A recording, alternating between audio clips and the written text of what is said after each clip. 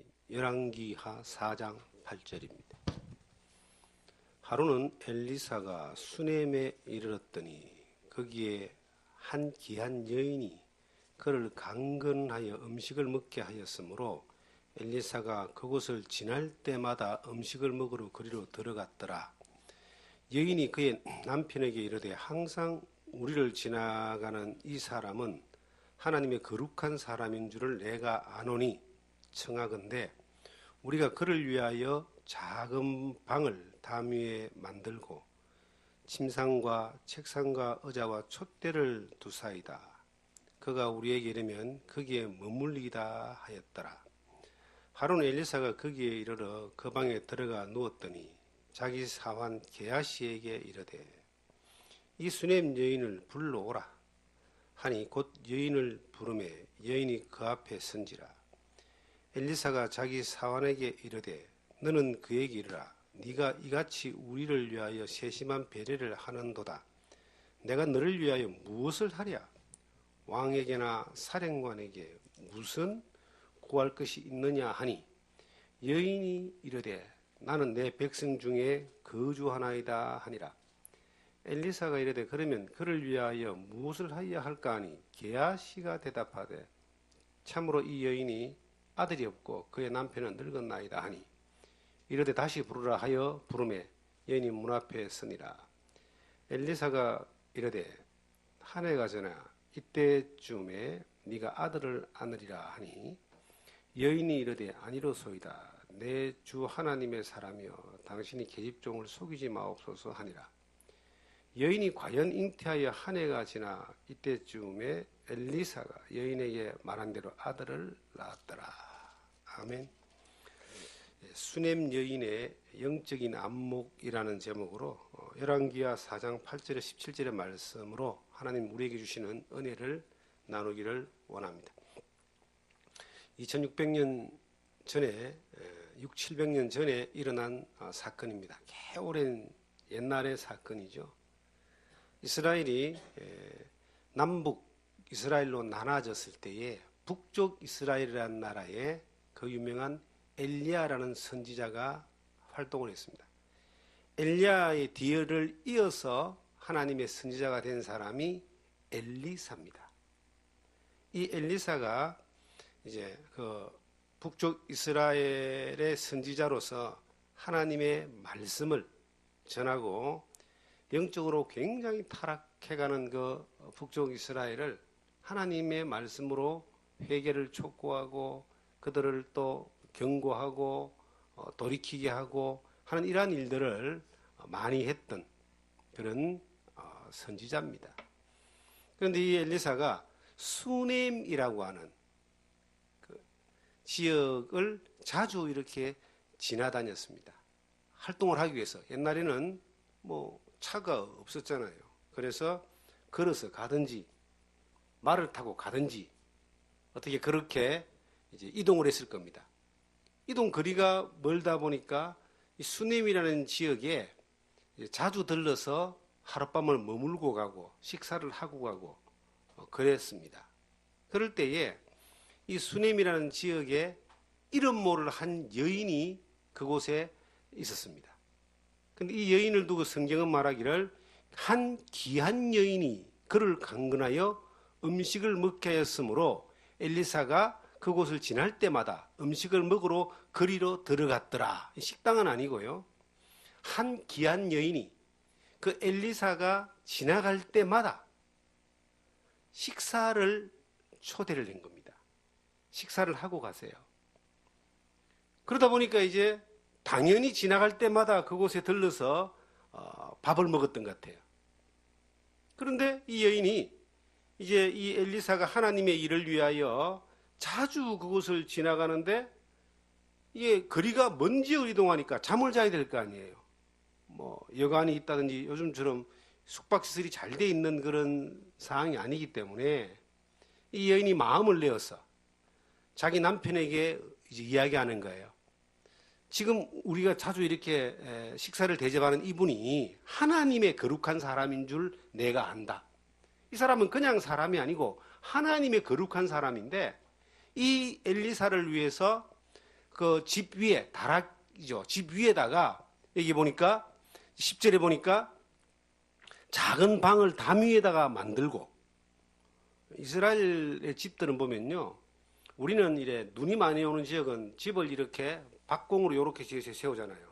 눈이 내려가야 되니까. 이스라엘 눈이 안 옵니다. 그러니까 집이 평평해요. 그냥 사막 지역은 평평합니다. 그 위에다가 방을 하나 더 달아내자 이 말이에요. 그리고 이제 이 하나님의 사람이 쉬었다 갈 수 있는 침상과 책상과 의자와 촛대까지 이렇게 만들어서, 요즘으로 말하면 게스트룸을 하나 만들어서 이 하나님의 사람이 지나실 때에 늘 식사도 하고 주무시기도 하고 쉬기도 하고 그렇게 만들자, 이렇게 의논을 해서 그것을 만들어서 이 엘리사가 밥을 먹는 것뿐만 아니라 잠까지 잘 수 있고 쉴 수 있고 업무까지 볼 수 있는 그런 이제 방을 하나 만들어 준 거예요. 그러니까 엘리사가 너무 고맙잖아요. 자기들을 위해서 배려하는 이 사람이 너무 고맙잖아요. 그래서 그 엘리사의 사환이, 종이 있는데 이름이 게하시입니다. 게하시라는 사람에게 말해서 그 여인을 한번 데리고 와봐라. 그리고 이제 그 여인을 데리고 와서 수넴 여인에게, 야, 너가 우리에게 이렇게 많이 배려를 하고 섬기는데 나는 너에게 뭘 해줄까? 그러면서 자기의 이제 신분을 밝히는 거예요. 내가 왕이나 군대 장관에게 내가 부탁을 하면 다 해결되니까 왕이나 군대 장관에게 이야기할 수 있을 만큼의 그 힘이 있다. 내가 그냥 뭐든지 이야기해라. 네가 그런 부탁할 게 있으니까 나에게 이렇게 열심히 배려를 하고 식사도 제공하고 집도 제공하고 이렇게 하지 않았느냐, 이렇게 이제 이야기를 하는 거예요. 그러니까 이 여인이 뭐라고 대답하느냐면은 13절에 보니까 여인이 이르되 나는 내 백성 중에 거주하나이다. 이 말은 뭐냐면 나는 하나님의 선지자, 하나님의 사람에게 부탁할 게 없습니다. 지금으로도 너무나 만족합니다. 너무나 감사합니다. 너무나 평안합니다. 그러니까 부담 가지지 마세요. 정말 부탁할 게 없습니다. 이 뜻이에요. 그러니까 이제 이 엘리사가 할 말이 없잖아요. 엘리사가 이제 여인을 보내고 그 게하시를 오게 해가지고, 야, 여인이 나한테 부탁하는 게 없단다. 네 생각은 어떠냐? 물어보니까 게하시가 자기가 이 집에 보니까 아들이 없습니다.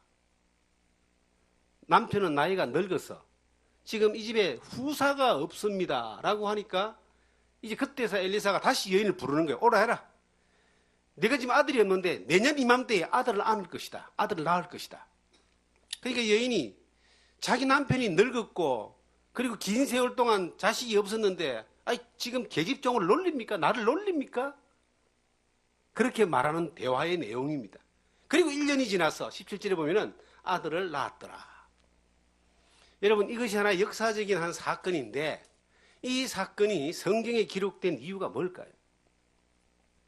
어저께 전화가 왔습니다. 지난 주일날 주일 예배에 참석했던 우리 현준이라고 저희 막내 딸의 나이 동갑내기인데 저희 교회에 신혜제가 있을 때 그 부모와 할아버지가 예수를 믿고 교회를 나와서 어릴 때 신앙생활을 초등학교 때 잠깐 하고 그리고 떠나갔습니다.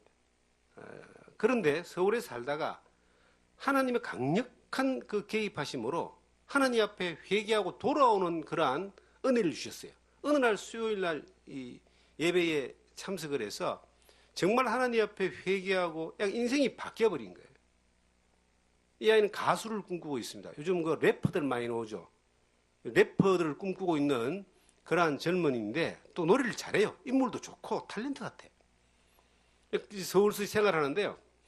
이 아이가 이제 이 청년이 25살 먹은 청년이 회심을 하고 하나님 앞에 회개하고 돌아와서 믿음으로 살려고 하는데 그 살려고 하는 강력한 마음이 있어요. 그래서 세상에 직업도 이제 몸서 사는 직업으로 바꾸고 예배에 참여하고 새벽 기도도 가고 여러 가지 하나님 앞에서 막 이 복음을 다른 사람에게 전하고 막 이런 일이 벌어지는 거예요. 그런데 어저께 전화가 온 거예요.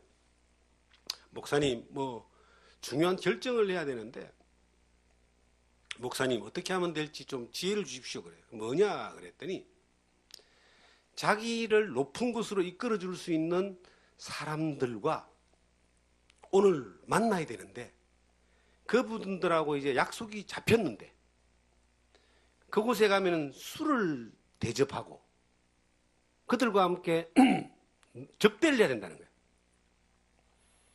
그곳에 지금 가려고 시간은 다가오는데 어떻게 해야 될지 몰라서 목사님에게 전화를 했다는 거예요. 제가 그 전화를 딱 받고 나에게 의견을 물어본다면 나는 너에게 가지 말라고 이야기하고 싶다. 그러니까 얘가 하는 말이 제가 더 높은 곳으로 가서 많은 사람에게 예수님의 말씀을 전하고 싶습니다. 내가 높은 곳으로 가야지만이 사람들이 나를 우러러보면서 내 말을 들을 것 같습니다. 자기 높은 곳으로 가고 싶다는 거예요. 그러니까 이게 좋은 기회가 된다는 거지. 자기를 이끌어줄 수 있는 그 사람들, 기회를 줄 수 있는 사람들, 이 사람들을 지금 만나는 자리에 초대를 받았는데 반드시 그곳에 가면은 술과 접대가 있어야 되는데 고민이 되네. 네 마음에는 어떤 마음이 드냐 이렇게 물어봤습니다. 네 마음에도 안 가야 된다는 마음이 있지 않냐? 안 가야 된다는 마음이 있습니다. 이 하나님의 주시는 마음입니다. 근데 가고자 하는 마음도 있습니다. 그래서 제가 이런 이야기를 했습니다. 너를 하나님이 높은 곳으로 이끄셔서 더 많은 사람들에게 영향을 미칠 수 있는 사람으로 하나님이 만들려고 마음먹으면 그런 방법이 아니라도 하나님 인도한 가운데 너를 이끌어 가실 것이다. 너가 만약에 그 방법을 지금 그 너를 이끌어 줄 수 있는 사람에게 술과 접대를 하고 해서 올라간다고 하는 이것이 너는 이것이 정상적인 믿음의 방법이 아니다. 그건 죄악으로 가는 길이고 잘못될 수 있는 그러한 확률이 훨씬 높다. 다시 말하는데 가지 마라. 갔는지 안 갔는지는 모르겠습니다. 전화는 그렇게 하고 감사합니다. 예, 알겠습니다. 감사합니다 하고 전화를 끊었습니다. 제가 그 시간이 잠깐 지나고 난 뒤 이런 생각을 해봤습니다. 우리가 다 사람들이 높은 곳으로 올라가려고 하는 마음을 가지고 있어요. 자기에게 뭔가 이득이 되는 것을 쫓아가는 마음을 가지고 있습니다. 그것을 위해서 온갖 일들을 다 하고 온갖 그러한 이 시간들을 많은 시간들을 인내하고 그렇게 살아갑니다. 그런데 무엇을 위해서 높은 곳으로 올라간다는 겁니까? 내 육신이 좀 더 잘 살고 편하게 살고 더 많은 남보다 위에 있고 인정받고 자랑하고 싶고 그랬어요? 그게 얼마나 가겠습니까? 외국에서 하는 말이 있습니다. 우리나라 대통령 하고 난 뒤에 행복한 사람이 아무도 없다. 역사에 수많은 대통령들이 망명을 가거나 감옥에 가거나 죽거나 총을 맞거나 자기는 안 그럴 것이다라고 대통령을 시작하지만 끝나고 난 뒤에는 이상하게 그렇게 자꾸 되는 거예요. 참 슬픈 일이죠. 최고의 정점을 찍은들 그 다음이 권력이 건불 10년이라고 10년 이상 가는 사람이 누가 있습니까? 그런데 하나님이 이끄심으로 높은 곳으로 간다면 아무런 문제가 없습니다. 소위 말하는 뒤탈이 없습니다. 정말 우리가 하나님의 이끄심을 따라서 낮은 곳이든 높은 곳이든 하나님 인도하는 대로 갈 수 있는 그런 마음이 그것이 믿음의 마음이고 그것이 어떤 상황이든 간에 감사할 수 있고 만족할 수 있는 상황입니다. 저는 이 수넴 여인의 믿음을 제가 묵상하면서 마음 가운데 참 크게 울림이 있었습니다. 이 여인이 정말 영적인 안목이 있는 사람이 믿음의 사람입니다. 이 여인이 한 귀한 여인이다. 이름이 없어요. 수넴이라는 지역에 살고 있는 한 귀한 여인인데 여기서 귀한 여인이란 말은 두 가지 의미가 있습니다. 실질적으로 신분상으로 귀족에 속해 있는 사람이다. 나그네를 대접할 정도의 그리고 나그네를 위해서 집을 하나 지어서 방을 하나 지어서 집기를 갖추어서 그 대접할 수 있는 정도의 재력과 지위가 있었다는 이야기입니다. 사람 한 사람이 이렇게 돌보는 게 얼마나 힘든 줄 아세요? 사람 한 사람 이래 예? 대접하고 섬긴다는 게 쉬운 일이 아닙니다. 그런데 귀족은 가능하겠죠. 하여튼 귀한 사람이에요. 실질적으로 귀한 사람이고 귀족층 중에 속하는 사람이고, 또 하나는 이 사람은 하나님의 사람이 볼 때도 귀한 사람이다. 이 말은 영적인 사람이다. 이 세상에는 두 종류의 사람이 있다 그래요. 어둠에 속한 사람, 빛에 속한 사람. 빛에 속한 사람 가운데서도 또 하나님께 속한 사람 가운데서도 또 이렇게 두 종류로 또 나눠집니다. 육신적인 하나님께 속한 사람, 영적인 하나님께 속한 사람. 늘 하나님을 믿는 사람이지만 육신의 일에 관심을 두고 육신의 일에 목적을 두고 육신의 일을 쫓아가는 사람은 육신에 속한 하나님의 사람이다 그래요. 그런데 하나님의 사람이지만 늘 하나님의 일에 관심을 두고 영적인 일에 관심을 두고 하나님의 뜻에 관심을 두고 살아가는 사람을 영적인 사람이다 그럽니다. 영적인 사람의 특징이 뭘까요? 하나님의 일에 늘 관심이 있는 거예요. 영적인 사람의 특징이 뭘까요? 하나님의 뜻을 따라 살고자 하는 마음을 가집니다. 영적인 일에 관심 있는 사람이 어떤 사람일까요? 늘 그 하나님께 감사하고 기뻐하고 찬양하며 사는 사람들입니다.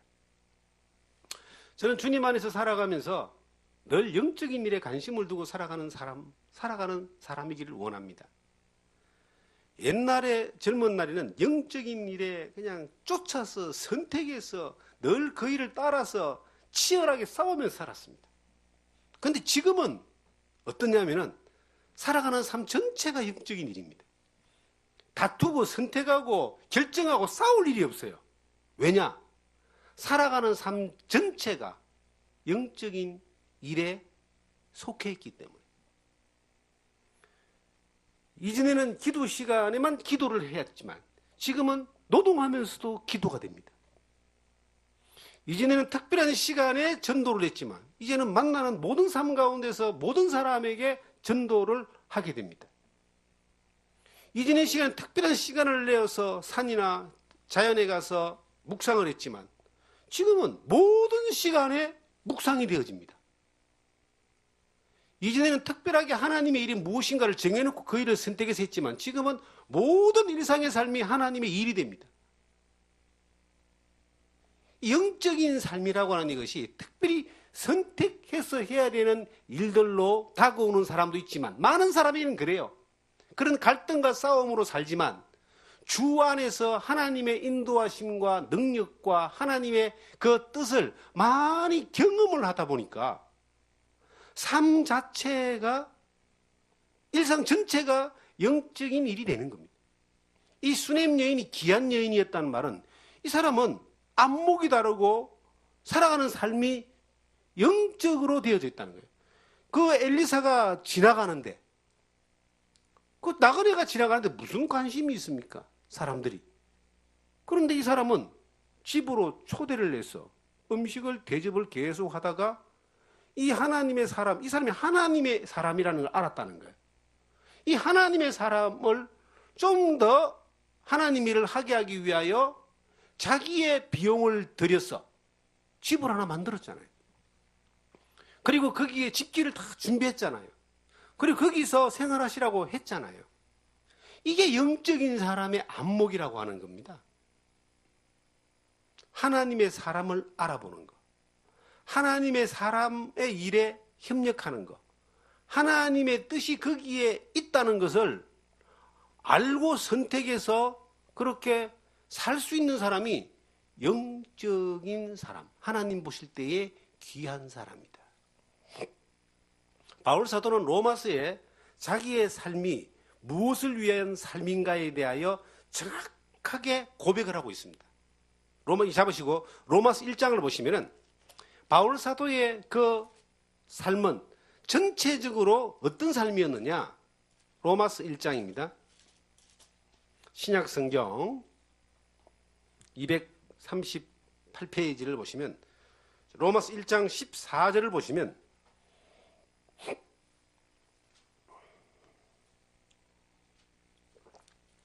헬라인이나 야만인이나 지혜 있는 자나 어리석은 자에게 다 내가, 그다음 뭐랬죠? 빚진 자라. 그러므로 나는 할 수 있는 대로 로마에 있는 너에게 복음을 전하기를 원하노라. 내가 복음을 부끄러워하지 아니하노니 이 복음은 모든 믿는 자에게 구원을 주시는 하나님의 능력이 됨이라. 먼저 유대인에게요 그리고 헬라인에게로다. 바울 사도의 그 평생의 삶에 살아가는 방식을, 영적인 사람의 삶의 모습을 여기에 고백하고 있습니다. 첫째는 자기는 예수님 피로 구원받았기 때문에 구원받지 않은 모든 사람에 대하여 빚진 자다. 예수님에게 생명을 빚졌어요. 영원한 생명을 예수님의 그 피로 죄사함 받고 얻었습니다. 이 예수님에게 받은 이 놀라운 사랑을 빚진 자라고 표현하면서 평생 자기는 살면서 다른 사람에게 이것을 전해주는 것으로 말미암아 빚진 자로서의 그 은혜를 갚는, 그래도 다 못 갚지만은 빚진 자로서의 삶의 모습을 그렇게 고백했습니다. 그리고 나는 이 복음을 부끄러워하지 않는다. 내가 받은 이 복음을 또 다른 사람에게 전하는 이것이 자기의 평생에 살아갈 삶의 이유다라고 하는 것을 고백하고 있습니다. 이게 영적인 사람의 삶의 모습입니다. 우리의 생명이 붙어있는 순간까지 영적인 삶을 사는 것뿐만 아니라 그 삶 가운데 무엇을 해야 되는가에 대한 정확한 이유를 알고 사는 사람은 정말 복이 있는 사람입니다. 무엇을 하기 위해서, 무엇 때문에 우리가 지금 살고 있습니까? 하나님의 영광을 위해서.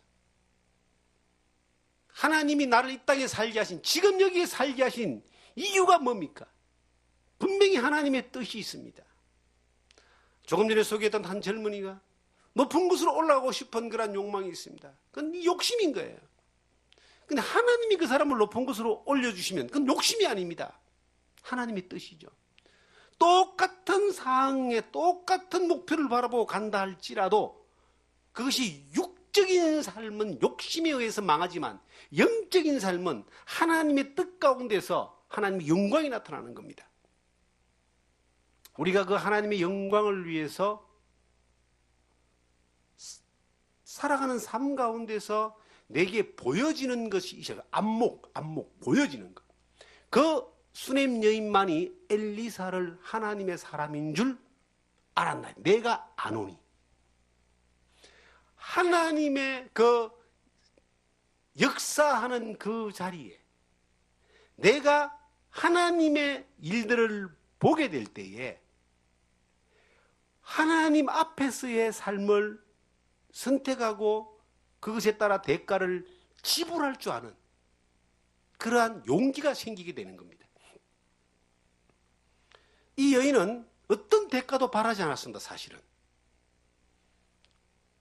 왕과 군대 장관을 움직일 수 있는 힘이 있는 엘리사였지만, 야, 내가 왕과 군대 장관을 움직일 수 있으니까 나에게 부탁해봐라. 그런데 이 여인은 왕과 군대 장관을 통해서 필요한 것이 없다는 거예요. 하나님으로부터 오는 것들에 대하여 관심이 있는 겁니다. 우리가 사람이 나를 도와주고 어떤 어려울 때에 나에게 힘을 주고 그렇게 하면 그 사람들이 뭐 잘 될 것 같죠. 물고기를 잡아주지 말고 물고기를 잡는 법을 가르쳐 주라는 그 유명한 일화가 있습니다. 우리가 자식을 키우면서도 늘 저는 그런 염두에 두고 있는 거예요. 물론 지금 우리 아이들이 다 거의 다 성장했지만 부모가 없으면 못 사는 사람으로 아이를 키우면 정말 위험해집니다. 하나님이 없으면 못 사는 사람으로 키우면 그 아이들은 최고의 성공을 누릴 수 있어요. 삶 가운데. 늘 기도 제목이 내 아버지가, 내 하나님이, 내 아이들의 하나님이 되기를 원하는, 그걸 경험하게 하는 은혜를 달라고 그런 기도가 저에게 늘 있어 왔습니다. 사람의 관계도 마찬가지입니다. 우리가 뭔가 필요하면 누구한테 도움을 받으면은 그 도움이 나에게 큰 힘이 되고 누가 날 도와주면 내가 일어날까? 그렇죠. 그게 올무가 되거나 그게 망하는 지름길이 될 수도 있습니다. 성경에는 신앙의 초기에 주님으로부터 배운 것이 있습니다. 도울 힘이 없는 인생을 의지하지 마라. 그들의 생명은 호흡에 있다. 하나님이 싹 걷어들이면 그 호흡은 하루아침에 갈 수가 있습니다. 애굽의 왕이나 그 병거나 말을 의지하지 마라. 전쟁은 하나님께 속했다. 하나님을 의지하는 것이 최고의 방법이라고 하는 것을, 이거는 우리가 눈에 안 보이는 하나님을 눈에 보이는 것처럼 믿고 살아가는 게 신앙생활입니다, 여러분. 그 하나님을 의지해 보는 거예요. 어떤 사소한 것부터 중요한 문제까지 하나님 나에게 도와주시고 힘을 주셔서 이 난관을, 이 엄청난 폭풍을 지나가게 해주신 믿습니다. 그리고 믿고 나가보는 거예요. 그 하나님은 살아계시거든요. 근데 그것이 처음부터 되는 건 아닙니다. 안 되는 거예요. 왜? 믿음은 오고 난 뒤에 이게 믿어지는 경우보다는 내가 바라는 것들을 믿는 게 많잖아요. 우리가 예수 믿고 구원받는 것은요, 예수님 믿고 구원받는 오고 난 뒤에 내가 영접하는 겁니다. 받아들이는 겁니다. 그런데 믿음으로 살아가는 것은, 믿음은 바라는 것들이 실상이라고 기록되어 있어요. 저기 바라는 것도 있고 그 바라는 것이 실제로 있는 건데, 그 바라는 것이 실제로 오기까지의 시간이라는 게 있는 거예요. 그 믿음이라는 그 간격이 있는 겁니다. 그런데 그 믿음을 약속하신 하나님이 내게 바랬는데, 믿음으로 선택하고 믿음으로 나아갔는데, 내가 믿었던 것들을 하나님이 탁 주셔버렸어. 이것을 한 번 경험해, 두 번 경험해, 10번 경험해, 100번 경험하면은 그때부터는요, 정말 하나님의 놀라운 그 힘이 어떠한 것인가를 내가 많이 경험을 했기 때문에 흔들리지 않습니다.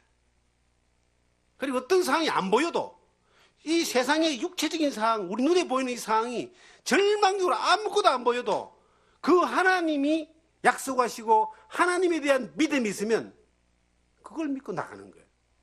우리 앞서 믿음의 선진인 노아가 하나님 말씀하시고 방주를 만들었는데 아무도 안 믿었잖아요.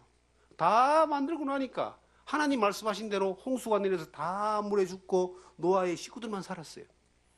아브라함이 가나안 땅을 약속했는데 아무도 안 믿었고 눈에 보이지 않았는데 수십 년이 지나고 난 뒤에 그 약속하신 것이 실제로 딱 온 것을 경험하고, 그 자식도 하나님이 이삭을 자식이 없었는데 약속하신 것을 수십 년이 지나고 난 뒤에 이것이 실제로 온 거예요. 이게 믿음이에요. 그런데 믿음을 경험하게 되면요, 약속하신 그 하나님, 살아계신 하나님에 대한 놀라운 힘을 경험하게 되면 신뢰가 생깁니다. 그 신뢰가 생기면 담대함이 오는 거예요. 그 담대함이 올 때에 이제 담대함으로 나아가면 그 다음에 하나님, 약속하신 하나님의 능력에 역사가 오는 겁니다. 그럼 믿음의 사람으로 삶을 살게 되는 거죠. 영적인 사람이라고 하는 것은, 이 수넴 여인은 하나님의 일에 관심이 많았습니다. 하나님의 사람을 딱 알아봤어요. 하나님의 일을 바로 알아본 거예요. 하나님의 일을 알아봤기 때문에 자기의 수고를 힘들어하지 않았습니다. 음식을 수발했고, 처음에는. 나중에는 자기가 비용을 지불했잖아요. 자기 집에다가 집을 하나 더 지었습니다. 가재도구를 다 준비했습니다. 집기들을 다 준비했습니다. 그리고 또 계속 대접했습니다. 이 엘리사가 자꾸 대접을 받다 보니까, 야, 네가 왜 이렇게 우리에게 대접하고 배려하느냐. 뭐 부탁할 거 있으면, 청탁할 거 있으면 청탁해봐. 내가 그래도 힘 있는 사람이야. 이 엘리사가 한 가지 실수를 한 것 같아요, 여기서 보니까. 제가 이 성경을 보면서 엘리사가 참 이 훌륭한 말들을 많이 했는데, 훌륭한 하나님의 사람인데 딱 성경 보니까 실수한 게 하나 나와요. 네가 이렇게 많이 했는데 너희를 위해서 뭘 해줄까? 그리고 뒷말을 안 했어야 돼. 이 뒷말이 이거예요. 13절에 무엇을 말해봐라. 나는 왕에게나 사령관에게 무엇을 구할 것이 있느냐. 다른 말로 하면, 내가 말하면 왕이나 사령관이나 군대 사령관요, 최고 권력자들, 요즘으로 말하면 대통령이나 국무총리나 이 뜻이에요. 내가 다 해줄게. 영적인 사람은요, 사실은 육체적인 권력을 가진 사람이 뭘 해주는 것에 대하여 그렇게 중요하게 생각하지 않습니다. 그건 잠깐 있다가 사라지는 거예요. 하나님의 일에 관심이 있는 사람들은 세상 것들에 뭔가를, 사람의 힘을 빌려서 뭔가를 얻으려고 하는 그런 것들에 대해 우습게 보는 겁니다. 그 옛날 다윗과 골리앗 전쟁 제가 자주 이래 말씀을 드리잖아요. 이 골리앗은 대단한, 이 블레셋의 길이가 3m나 되는 키를 가진 대단한 이 거인인데 이스라엘 사람들이 벌벌벌벌 떨었습니다. 그때 꼬마 다윗이 가서 그 골리앗을 두고 만군의 여호와의 이름으로 내가 너를 처단하겠다. 그런데요, 이스라엘 사람은 전부 다 벌벌 떠는데 왜 그 꼬마가 그 골리앗을, 꼬마 다윗이 골리앗을 우습게 봤겠어요? 이 다윗은 하나님을 의지하고 믿었기 때문입니다. 하나님 볼 때 저건 아무것도 아니라는 거예요. 그런데 이 이스라엘 사람들은, 사울왕을 비롯한 이스라엘 사람들은 하나님을 통해서 골리앗을 보지 않고 골리앗을 통해서 모든 걸 생각하니까, 골리앗만 쳐다보니까 넘을 수 없는 벽이야. 벌벌 떨고 있었다는 거예요. 신앙생활 해나가는 가운데, 우리 인생의 여정 가운데서 우리는 수많은 그 선택의 자리에 있을 수 있습니다. 소망이 이 땅에 있는 것이 다라면 땅에 있는 방법을 쫓아가고 땅에 있는 힘을 쫓아가고 땅에 있는 영광을 쫓아갈 겁니다. 그런데 소망이 하늘에 있고 살아계신 하나님을 믿고 하나님을 능력을 경험한 사람이라면 이 땅에 있는 것들 때문에 하나님의 뜻을 저버리지는 않을 거예요. 저는 살면서 여러 번, 정말 여러 번 부자 되고 잘 살 수 있는 기회가 있었습니다. 물론 지금은 훨씬 더 행복하고 만족하고 감사합니다만은 육신적으로 그랬던 기회가 있었습니다. 그런데 그럴 때마다 제가 고민을 한 겁니다. 처음에는 고민했습니다. 이 가치, 세상에서 얻을 수 있는 가치와 로마서 1장에 그 바울 사도가 말했던 것처럼 나는 빚진 자로다. 한 영혼을 주님께로 인도하는 하나님의 그 소원인, 예수 그리스도 이 땅에 오신 이유인 영혼을 구원하는 그 일, 이 한 영혼과 내가 어떤 일을 선택해서 가질 수 있는 이득과 이 두 가지를 갖고 계속 처음에는 고민했어요.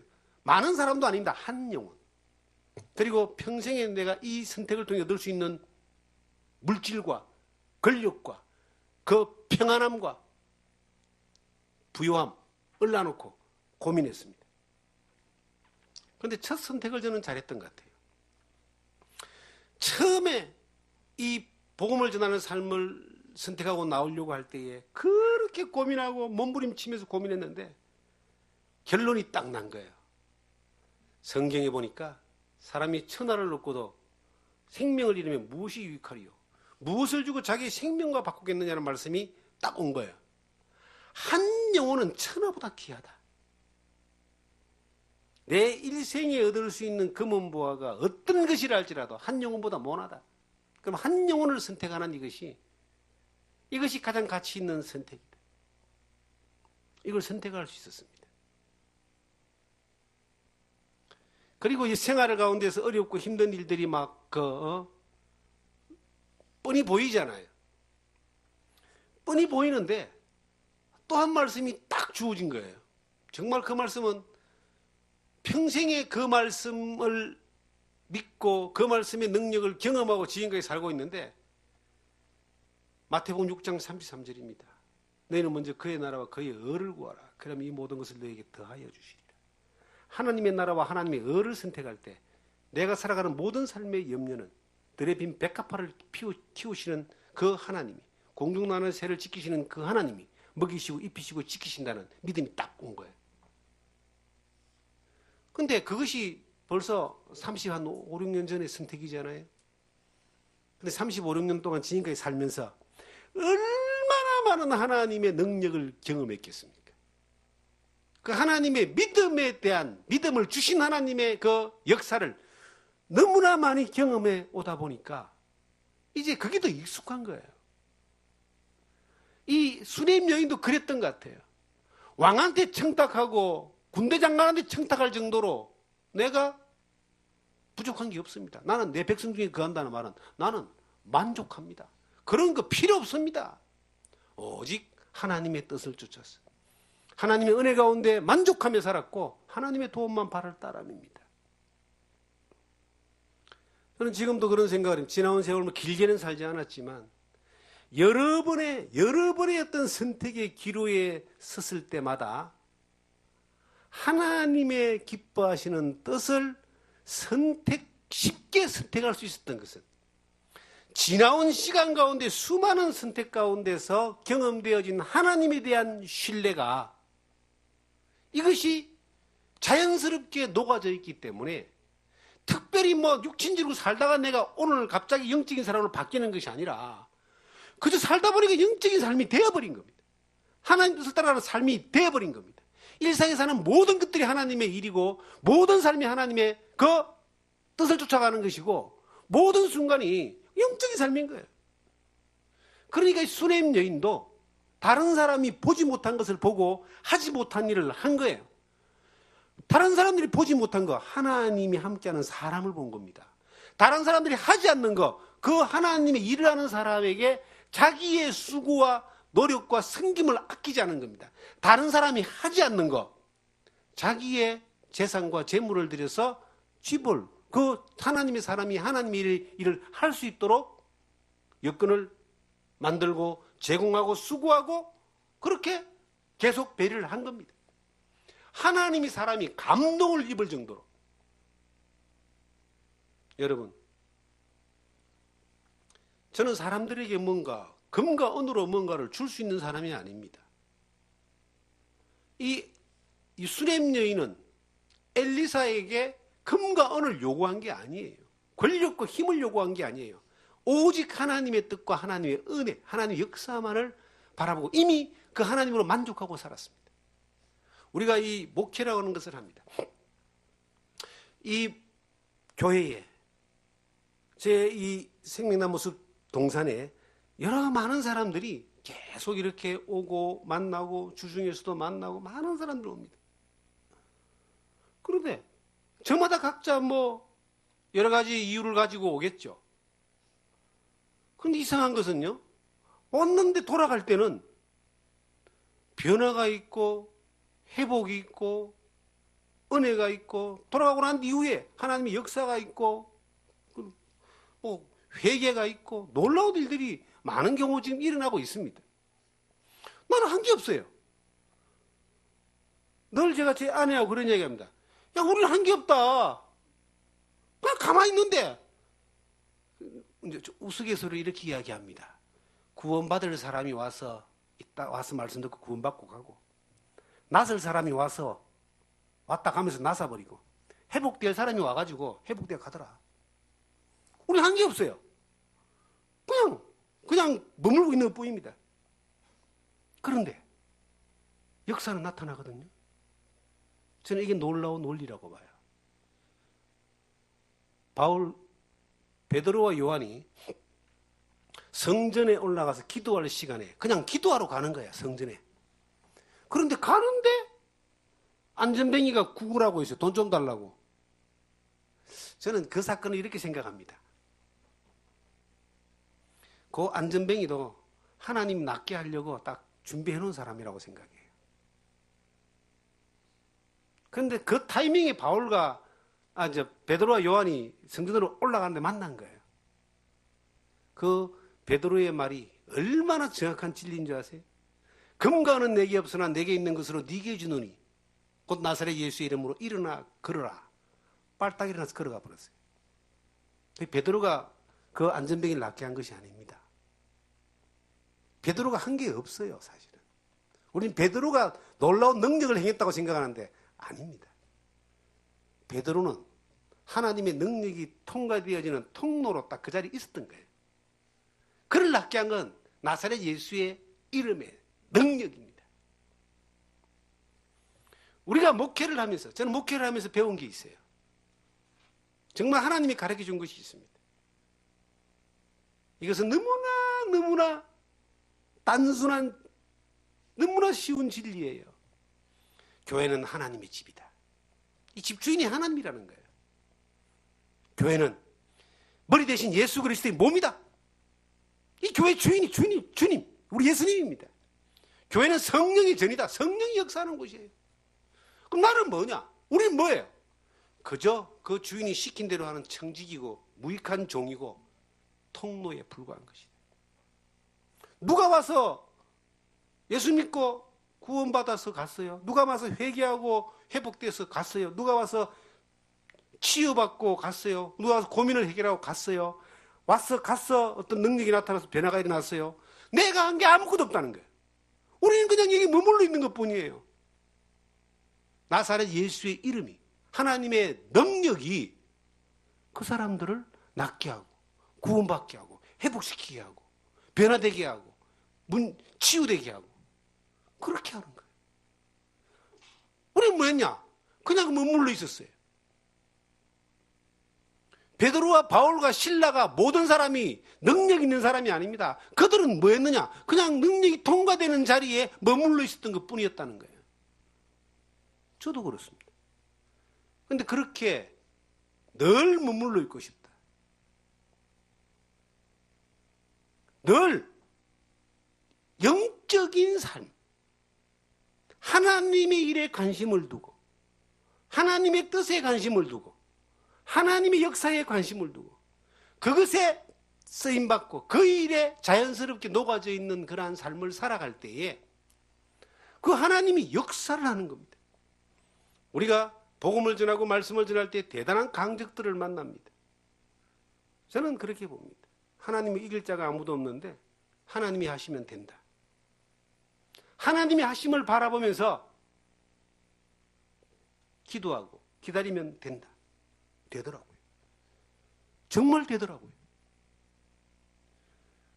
우리가 지금 여러분과 제가 살아가는 여건 가운데 우리도 어려움을 당하는 상황 가운데 있을 수 있습니다. 수넴 여인은 가장 큰 어려움이 하나 있었어요. 뭐죠? 자식이 없었잖아요. 지금도 자식이 없으면은 마음이 답답하고 후사가 있니 없니 하면서 힘들어하는 사람이 많은데 2600, 700년 전에는요, 자식이 없으면요, 가장 큰 이 저주 가운데 하나가 대가 끊기는 거라고 그렇게 생각했던 시대입니다. 우리나라도 뭐 100년 전만 조선시대만 해도 대가 끊기는 것을 가장 어렵게 생각했잖아요. 그래서 안 되면은 양자라도 데리고 와서 대를 물리고 그랬잖아요. 2600년 오죽했겠습니까? 그런데 이 수넴 여인은 가장 큰 절벽에 부딪혔는데도 나는 백성 중에 그겁니다. 쉽게 말하면 내가 요구하는 게 없습니다. 사람의 도움받을 필요 없습니다. 하나님이면 만족합니다. 그 종 게하시를 통해서 자녀가 없다는 이야기를 듣게 되고 엘리사는 하나님의 능력이 나타나는 일들을 지시합니다. 1년 후에 네가 아들을 낳으리라. 진짜 1년 후에 아들을 낳은 거예요. 이 수넴 여인은 아이가 잉태되고 이게 하나님의 기적이잖아요. 아이를 안았을 때에 어떤 마음을 가졌을까요?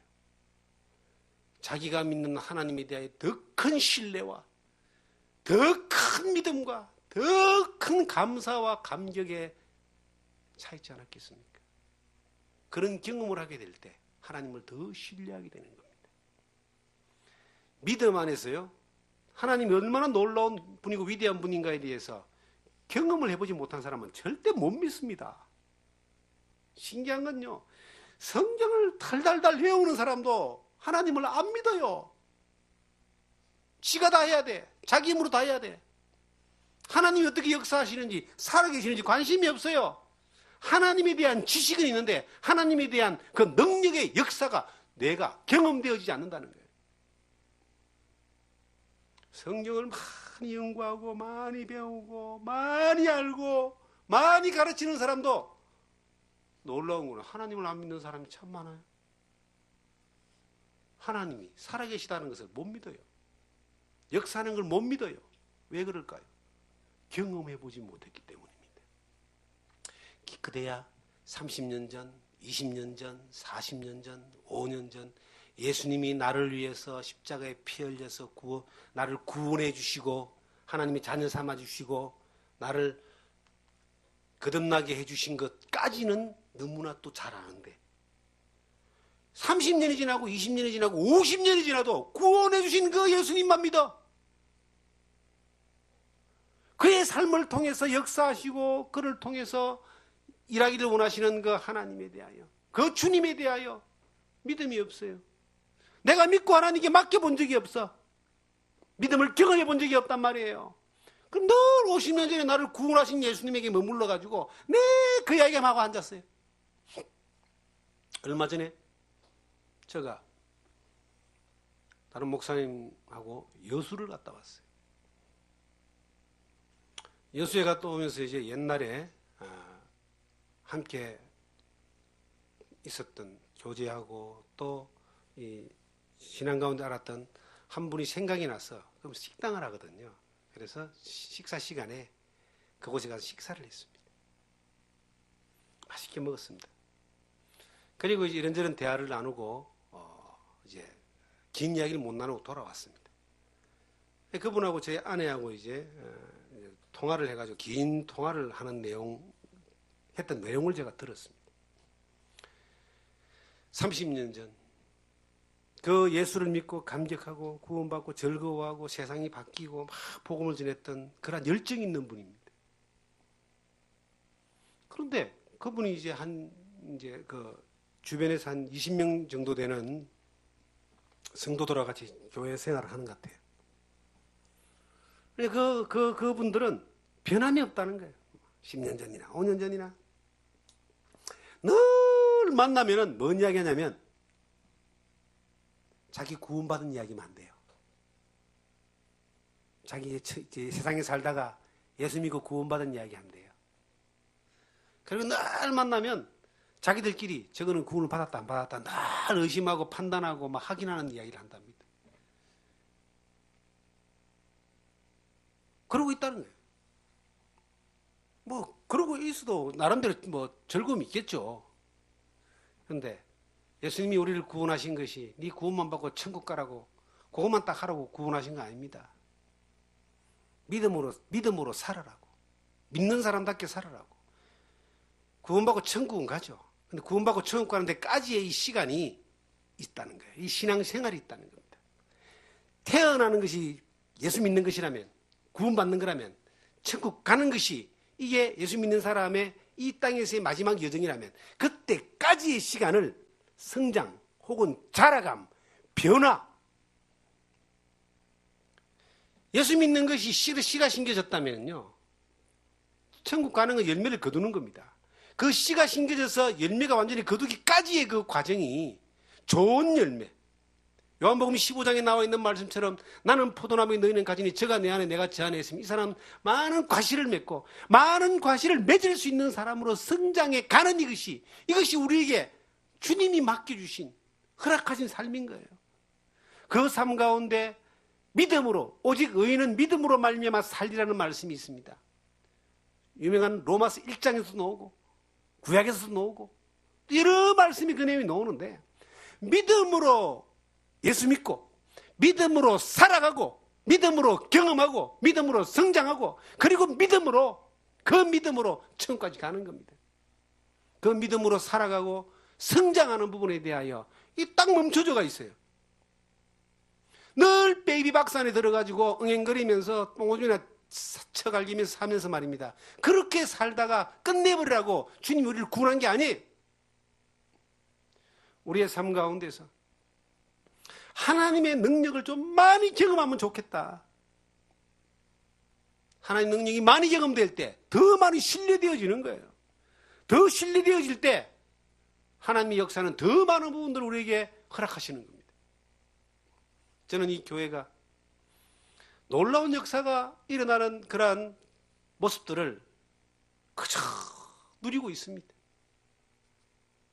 하는 게 정말 없어요. 그런데 하나님이 하셔요. 우리는 그저 통로로 주의 능력이 정말 예수 그리스도의 생수가 흘러나오는데 그냥 수도꼭지 정도 딱 돼가지고 파이프 연결해가지고 붙여만 있으면 이게 정상적이면 그대로 계속 그 능력이 통과되어서 나가는 그러한 자리에 늘 머물러 있는, 할 수 있으면 더 많은 영혼들을 살리고 할 수 있으면 더 많은 사람들을 진리 안으로 이끌고, 할 수 있으면 더 많은 예수의 능력이, 정말 나사렛 예수의 이름으로 놀라운 일들이, 수많은 안전병이들이 일어나는, 수많은 잠자는 사람들이 깨어나는 그러한 통로로 사용되는 교회, 또 저희들, 저와 여러분들이 되기를 주님의 이름으로 축원합니다. 기도하겠습니다.